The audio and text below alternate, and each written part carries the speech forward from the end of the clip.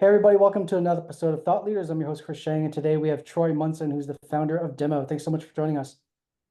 Yeah, Chris, thanks so much for having me.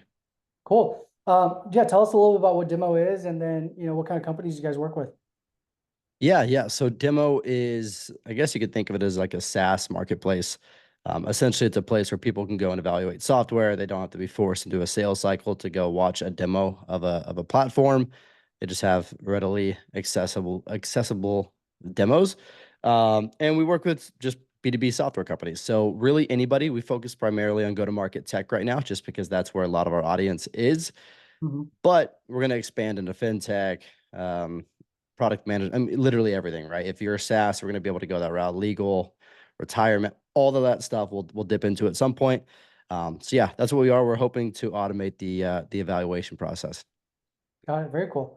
On that note, I know you have spent a significant amount of time in sales and on the go-to-market side as an account executive, right? And so tell us a little bit about that. I'm sure that's the inspiration for Demo, but tell us a little bit about that former chapter of your career before you became a founder. How'd you end up in sales in the first place? And specifically, I guess like software SaaS sales. Yeah. So I guess what I can do is I'll start from how I ended up in sales, and then we can Sure. dip into the whole founding thing. But yeah, so I went to college at University of Houston. I majored in supply chain, and my entire thing was I was going to get into oil and gas with my uncle. I graduated in 2018, so 6, 7 years ago, and I was going to get a job with him. But oil and gas was at an all-time low, or at least it was the lowest it's been in decades. And he was like, "Hey, man, I literally can't afford any positions, so I can't hire you." And this was in my, again, this is something that we spoke about for years. And this was in my last semester. It was in April, and May is when I graduated. And I was like, damn, I got to go find something. So I went to a sales career fair, just not even thinking I wanted to get into sales. My whole thing was like, hey, I just need a job. Like, what do I do? So I went to a sales career fair that was hosted at my college. Literally, the first booth that I went up to was called Symantec. It was a cybersecurity company. They've recently, or not even recently, like 5 years ago, they got acquired. Um, so I ended up there. They essentially were just like, "Hey, do you want to come work for us right out of college?" And I was like, "Sure, I guess. I don't know what I'm gonna do." Ended up there, fell in love with it. Like literally just fell in love with it. I thought it was so fun. I thought like the high that you got from booking meetings and stuff was great. I was fortunate enough to skip out on the BDR phase. I guess I never had an inbound lead, so I was always a BDR anyways. But um, I was never just like a strict BDR. It was like I started off in a closing role. And then from there, I was just like, all right, well, I guess I'll just work my ass off and see how much money I can make. Even though I think my OTE when I first started was like 60 or 65K OTE. And boy, have times changed. But all that to say is that's how I got into sales. But I've always really, really enjoyed thinking of challenges and how they can be solved. And also just like challenges or annoyances that I have. I'm like, how can I solve that? So even since like a little kid, I've been doing this whole entrepreneur thing my whole life. And I think finally the stars aligned and I was able to take it full time. But with when I started out my big boy job, my first sales job, I always built things on the side. So I built at first, it was like a prospecting services company, just because I continued to book meetings through like creative outreach. And then from there, that was like 5, 6 years ago. And then from there, I built a company called Vocal, and then a company that was sold, and then a company called Referral, which was sold. These are all side gigs, only doing like 20 to 50K a year in revenue, but they were just like, they're fun. They were fun. And then finally, I ended up creating Demo, which had much more traction than anything else. And I think a lot of that comes with the audience that I built on LinkedIn. But all that to say is it just has a lot of traction. And I hear from a lot of these market experts that it seems like the direction that the whole world of go to market is heading. And so I just decided, you know what, like this is the one, like go shoot your shot. All the other ones were just like features built into a product. This one's more like something that could disrupt the way things are done. So I'm gonna swing for the fences and see what I can do. But that's kind of how it all started and how I ended up here. Interesting. Very cool. And talk to us a little bit. I mean, you've been a founder a number of times now, and you mentioned that those are more, I guess, like feature types of products versus like a full, SaaS or marketplace or software product. But Um, but in doing that, right, you've had some successes with those previous companies. What was it like when you first took on the founder hat and went from like an AE to becoming, like a true bred like entrepreneur in the sense, right? Like obviously having some of those tendencies when you're younger probably helps a little bit, but it's probably like a different playing field. And then as you did it again, or a couple of other times, what were your learnings, from those experiences from the previous the companies? Yeah. So one thing I've noticed is every single company that I've started, the time after I start something after generates more revenue than the time before. And that's true with Mhm. Demo as well. Um, Now the switch from like, like a side gig kind of side hustle founder to like a full time, like this is your job. This is what pays you. This is what you have to focus on is, at least for me right now, entirely different. Like there is so much that needs, like this morning I probably spent 3 to 4 hours kind of updating our site, updating some customer pages, like just responding to to customers. And my whole goal this week was like just prospect and drive as much pipeline as possible. But then I'm getting pulled in a million different directions of like what I can do, what I shouldn't focus on. I actually had to say no to a live like keynote thing this morning. But it's like I can do so much stuff now. And that's the worst part about it, is like really understanding where you need to put your focus. And so that's the biggest change. It's like, holy cow, like I'm not just going out there creating pipeline, closing pipeline. I'm out here like having to figure out how to run a whole business, how to keep this employee happy and make sure that I talk to that employee to make sure that, they're happy. And it's crazy. There's I can be pulled in many different ways, and that's the most frustrating part. And I'm still trying to find that balance, but that's the biggest change. Interesting.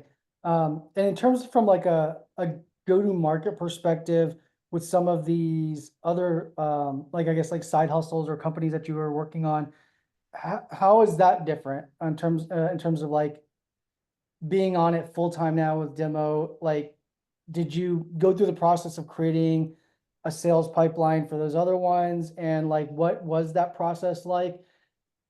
Because I would imagine, to have another sales job in addition to like trying to sell for your own company, like that's it's a lot of effort. So I'm wondering if you did any like product led stuff. Is Demo this time around more product led? Are you using your own product to scale your product? Like what are some of the things that you found that's been successful for you now? Yeah, yeah. So it's funny. The other ones were not product led. I wish they were. And so I would literally stop doing my work at some point in the day and then just jump over to my side gig and do that for several hours. Even same thing with Demo when I first started Demo. Now, Demo is definitely product led. Companies can get on for free. And then if they want any sort of data and visibility into what's going on, they got to pay us and they can just upgrade directly from their page. So it is product led. The other ones were not. And it was time consuming. It was stressful. And actually, the company before this, it was called Referral. It was an automated B2B referral process. So it's like it did the outreach, the reporting, the payouts, all of that stuff connected into Salesforce. So you can see your pipeline generated from referrals and all that stuff. And we ended up getting, I think, like 15 annual customers, 14, 15 annual customers.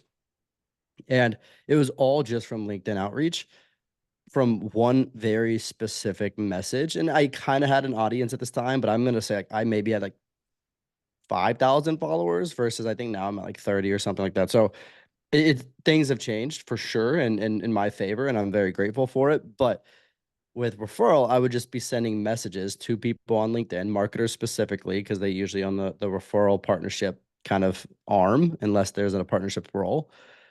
And I would just message them saying, hey, do you mind if I share with you what I'm building for small marketing teams? And a lot of people, I would get 3 to 5 meetings a week just doing that. And then when they said yes, I'd hit them with a pitch slap. But I knew that that pitch slap was enticing and it was like interesting. So most of them are like, wait, this sounds really cool. Can I learn more? And I'm like, absolutely. Let's jump on a call. I'll show you how it works. Um, so that's how I did it. And I actually was just on a consulting call yesterday. I think anybody should do this that is building something. It's like, if you're building a tool for sales reps, build out a whole list of AEs to reach out to all of them on LinkedIn and just be like, hey, I know that this is annoying. Do you mind if I get your feedback on what I'm building for sales reps to help it? And again, you can go to a pitch, you can go to like a cool, here's 10 minutes on my calendar, whatever it is.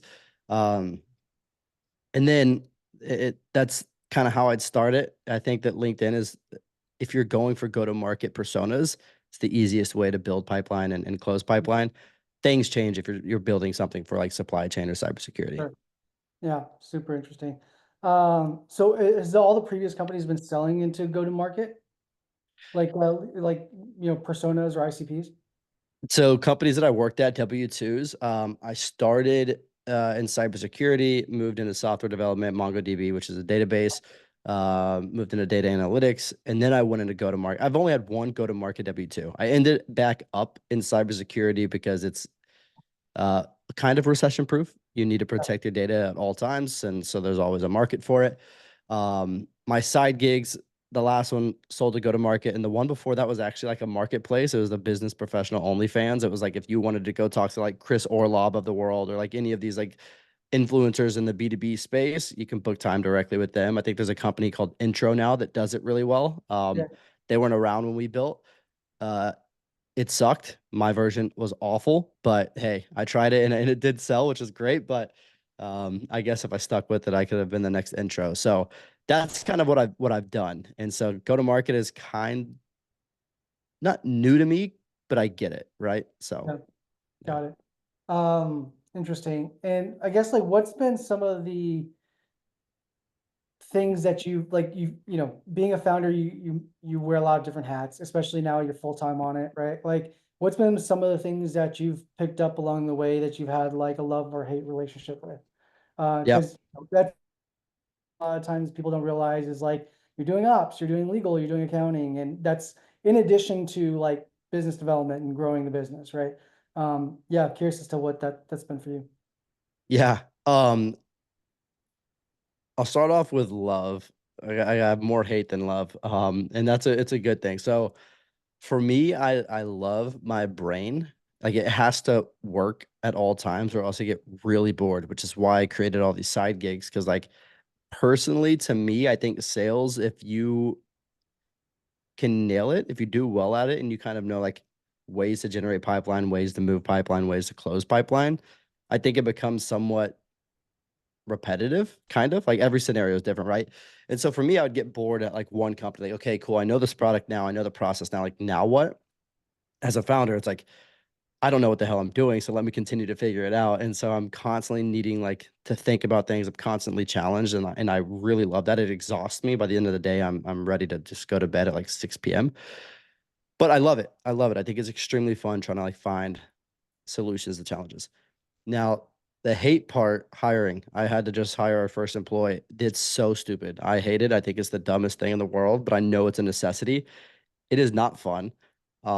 Especially I'm not trying to do like your typical hiring process where you get like some tool that scans resumes and looks for keywords. I'm like, no, I want to know like who this person is behind the resume, mainly because this position specifically was our first hire. Like, I want to be able to like vibe with this person. Experience is needed, right? But I want to be able to make sure like we can hang out, we can kick it, we can have fun because like this is my company now. Like it's a little different, right? And so hiring sucks, legal sucks.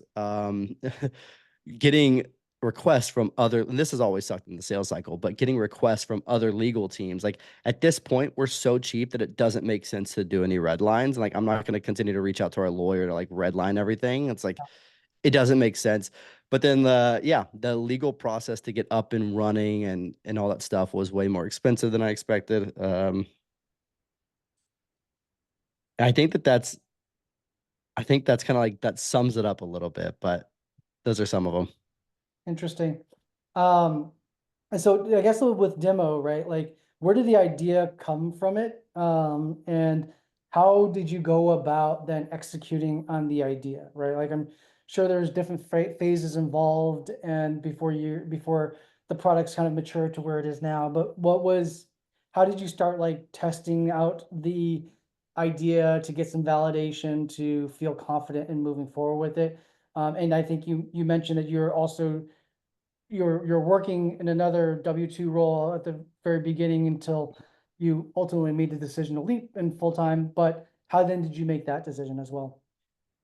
Yeah, so my LinkedIn tagline used to say like 3 times side hustle founder to acquired.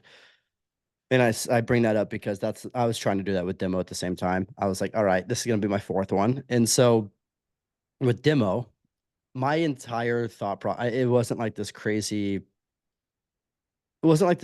like light bulb moment where I was like, oh my gosh, this needs to be built. To be honest, I was like, how do I pay my mortgage with my W or not with my W-2? Like, how do I use something else to pay my mortgage?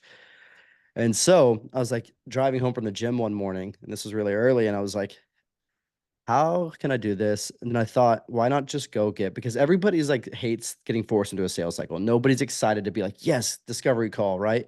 Yep. So my whole thing was like, if I go put 5 companies in the same room that all target the same ICP, they don't need to be competitive. They just need to have like the same target, the total addressable market, right? Like that they're going after. If I can go get 5 companies, they all pay me and I'll drive the registrants. Like if I drive 100 registrants, I can charge this much. If I drive 200, I could charge this much. Was way undercharged in the beginning, but I thought that in the car ride home, got home, reached out to companies, and that day I had 12 companies say that they would pay for that. And I was like, oh shit, like I got to figure out how to go run a webinar. Is there like webinar software? I have no idea. And so I ended up having 12 companies for 3 different events. And I did 2 every single month for the first 3 months. So up until April. Uh, and then I realized that driving registrants is extremely hard. And so I reached out to my co-founder Sarah Brazier. At the time, she had like 65,000 followers on LinkedIn. I knew that like people really appreciated her and like supported her. So I reached out to her and I just said, "Hey, I think that I have this side gig idea that might do well because I already have like I think at this time I had like 17 people say yes, companies say yes." And so I was like, "I just need help driving registrants. Will you help?" She said yes. Next thing you know, after we ran 4 of them in March, we were like, whoa, there's already like a lot of people going in this, like, let's build interactive demo route and things like that. And like everyone's wanting to go to their network. Everybody's wanting to pretty much just learn about technology on their own, not deal with the sales rep. So our whole thing was like, let's just build a demo marketplace and have a lot of demos on it.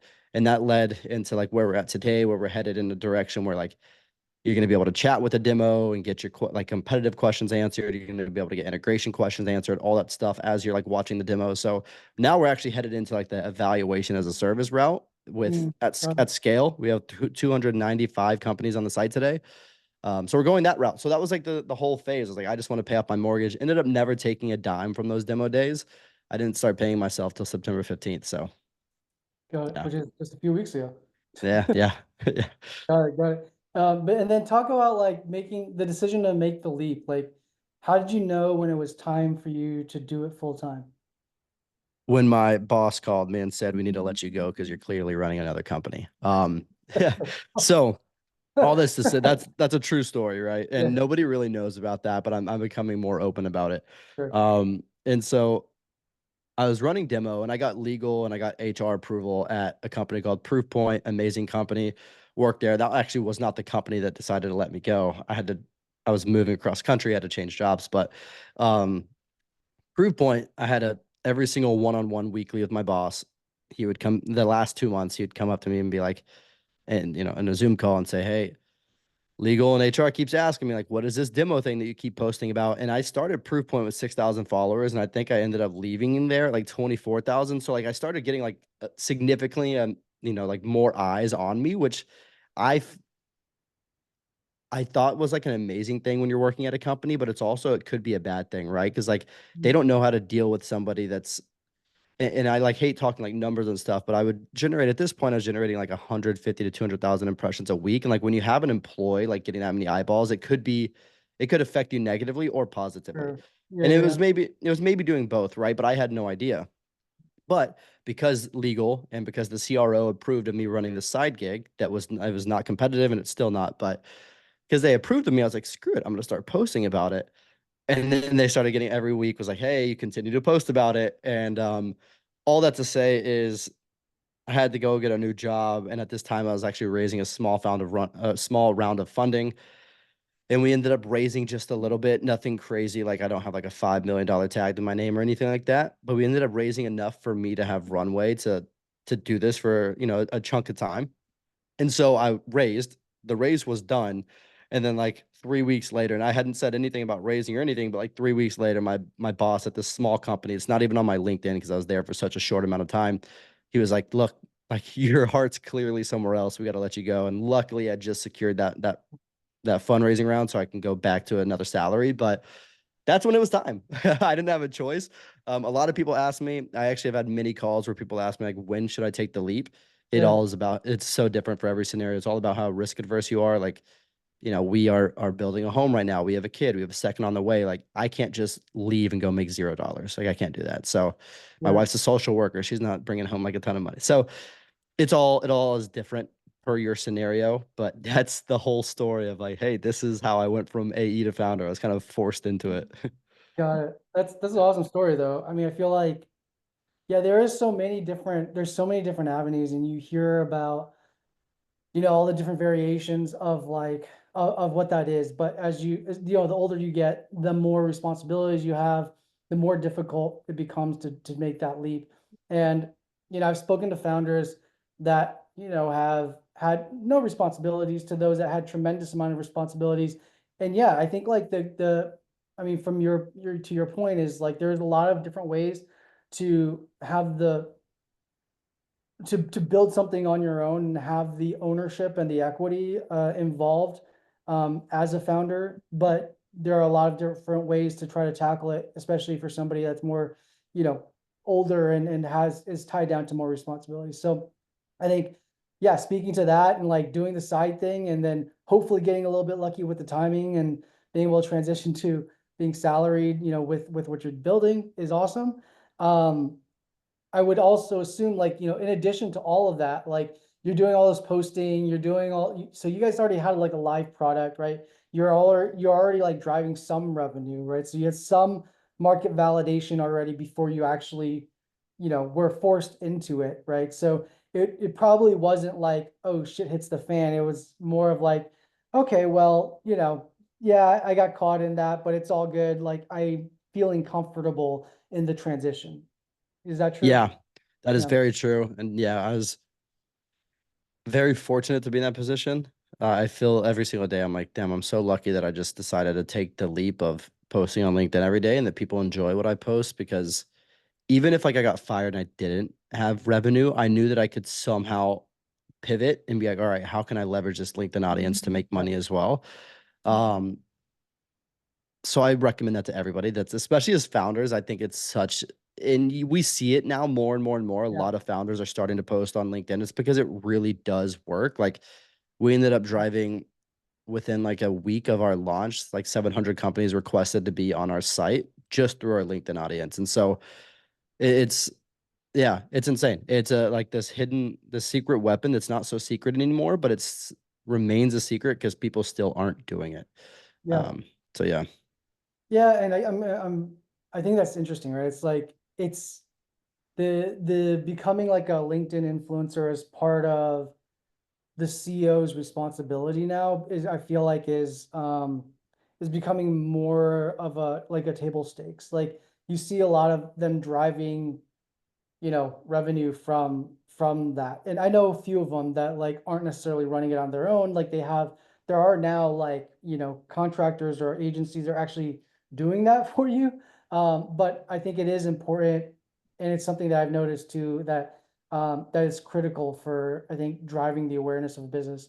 I'm curious to from your thoughts as to why it's so prevalent now than it used to be, because like I mean, I feel like LinkedIn's kind of it's been there for a long time, and people are just now discovering different ways to leverage it. But I have my own thesis around it in terms of I think like people want to buy from people, right? Like I think we're in this place where we've all been over inundated with like SaaS products for the better part of a decade. And it's like it was a new category, and like, yeah, people needed to understand what software can do as a service, but then it like got to a place where you have like 5 to 10, sometimes a lot more than that, of companies doing the exact same thing, right? And then it's now they're all trying to get your attention, and we're talking about just one category, and there's probably like 5 or 10 other categories, and all the companies within them trying to get your attention. So uh, we don't necessarily associate to logos, but like or like companies we've never heard of, right? Which is a lot of the times the instances. But I'm curious as to when did you start realizing that this is something you truly needed to double down on or triple down on for your side hustles, but also did it ever benefit you from as an AE, right? Like Yeah. in that sense, and were you using it there and experimenting with it before you then used it as a founder? Yeah, yeah, good question. And kind of to your point, yeah, people buy from people, and I think that the cheapest differentiator is you.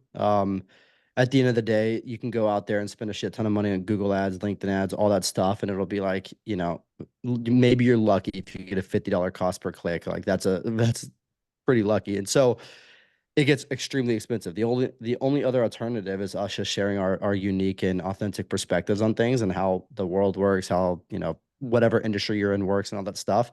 And then engaging for free. It's time consuming. I've gotten burnt out from LinkedIn 5, 6 times where I'm like, this sucks. Let me take a week away. And I still think, honestly, like I love LinkedIn, but I also think it sucks. It's a platform where the more you're on it, the more success you have. So it's like this balancing act of like what's enough and what's not enough. But to your point, yes, I started posting religiously 2 years ago. There's a guy named Mark Huber that's when I was at the go-to-market tech space. It was a marketing tech, a MarTech company. They essentially just ran ads for companies. And so there's a MarTech company. Marketers are on LinkedIn like it's their job, right? And so I knew that like for me to be able to book more meetings and pretty much like feed my family more, it's go out there and book more pipeline through LinkedIn. So there's a guy named Mark Huber. He was the head of marketing at the company I was at. I looked up to him. I thought he was an extremely cool guy. He's one of the best marketers I've ever worked with in my life. He was posting consistently on LinkedIn. I was like, that's pretty cool. Before that, I was selling data analytics. They're not really active on LinkedIn, but what I would do is I would connect to like every data analyst person, like anybody in like in the ICP I was selling to. I would send about 50 connection requests a day. And then from there, not every single day, but whatever was manageable. From there, I'd run polls about like I'd set people up to the point where like I'd run a poll that had a question and all of the answers were pain points that my company solved for. So when those data analysts were connected with me and they saw it, they'd always vote on the polls. At this point, polls weren't annoying. Maybe they should have make a comeback, to be honest. But so I'd have like 50, 60 responses from people in my ICP. I would then just go and prospect into them, knowing exactly what their pain point is because they Yeah. voted. So I did that, but it wasn't religious. It was like I did that once a week, maybe even once every 2 weeks. Then I started posting a little bit, and then I'd have my friends and colleagues like make fun of me, like, "Oh, you little LinkedIn person." And this at this point, I was getting 2 likes, 3 likes every single post. Whatever. That's how you start.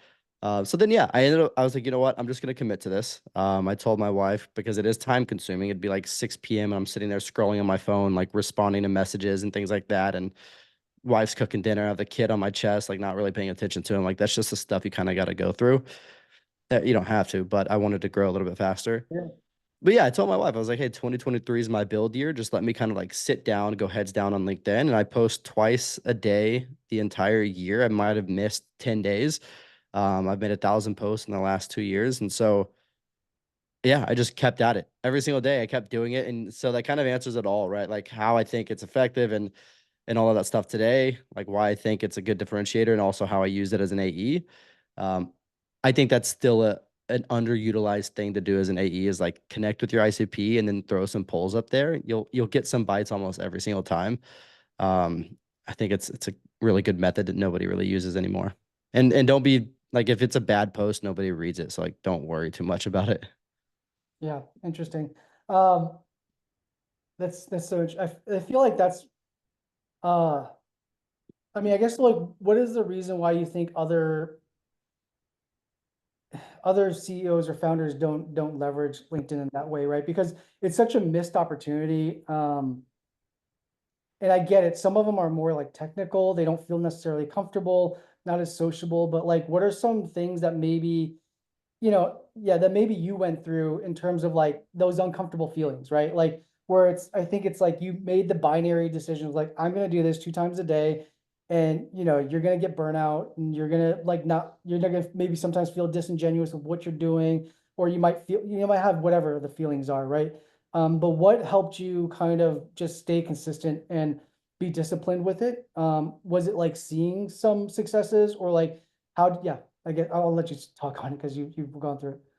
Yeah, yeah. I think people don't post for two reasons. One, they don't know what to post or how to create much content from what they're doing.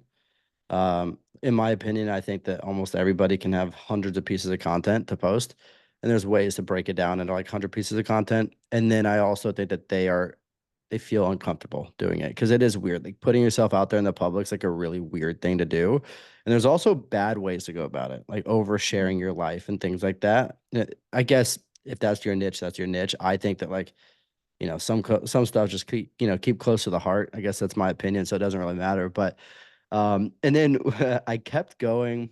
I don't know why I kept going. I think it's because I mean, there was a long time that I would get like 5 likes, 6 likes. Like it was a very long time until I actually started getting like some love on LinkedIn. And so I think that I just continued to, like I mentioned, Mark Huber was one of them, but then I would also see all these other people that were starting to post at the same time as me. And some of them, like one of them has 122,000 followers now and we stay in touch. He blew up, but he like went through like I'm gonna burn out now. Like his his posts were unreal. He would go and take like 1,000 posts from some of the top posters, analyze every single one of them, and then make a carousel, like 1,000 page carousel. And that is an absurd amount of work. And so he deserved it. But I didn't have the time or patience, or I didn't even want to do that. And so yeah, I think that the people that I was kind of coming up with, many of them don't post anymore, or many of them got burnt out and stopped. Mm, I think seeing them get success at the same time as me was kind of nice. So having like the people by your side, and then you actually do develop friendships. I actually just created a list yesterday of like just friends that I met on LinkedIn because like I want them to support some launches that we have coming up. And it's like, I have like 40 or 50 people, and several of them are like founders of, multi-million dollar companies. It's all because of LinkedIn. It's all just because I decided to reach out to them. It's not like that's not a I hate that sounds almost like a brag, but it's almost like if you just go reach out to people, you will develop some life-changing connections. that's awesome. I love it. I know we're a little bit over time, but want to kind of just ask one final thought or one quick question is, uh, talked a lot about how you've been able to grow your audience on LinkedIn, how you've been able to leverage that for Dimmo and for your company. What is kind of the next, what's kind of the next thing for you, or the next challenge or the next phase that you're trying to get to, with Dimmo? Yeah, a million ARR. There you So go. yeah, that's the goal. I want to try to get to a million ARR. And the next thing is it all just continues to come down to how much of the evaluation process can be done before you go in and talk to a sales rep. I don't think we want to eliminate sales reps. I think the idea is one, you're working less shitty leads, you're working more qualified leads. And two, now like you're a sales rep, your job is to expand, like get strategic about it, not just take orders. So when somebody comes inbound, they're like, look, I've already looked at all your competitors. I know you're the one. And then now it's your job to be like, okay, great, let's expand this deal. Yeah, So yeah, it's that. Let's get to a million in ARR and let's continue to see how many parts of the evaluation process we can help with on the buyer side. awesome. Very cool. Thank you so much for taking the time. Of Yeah, of course. Thanks for having me. course.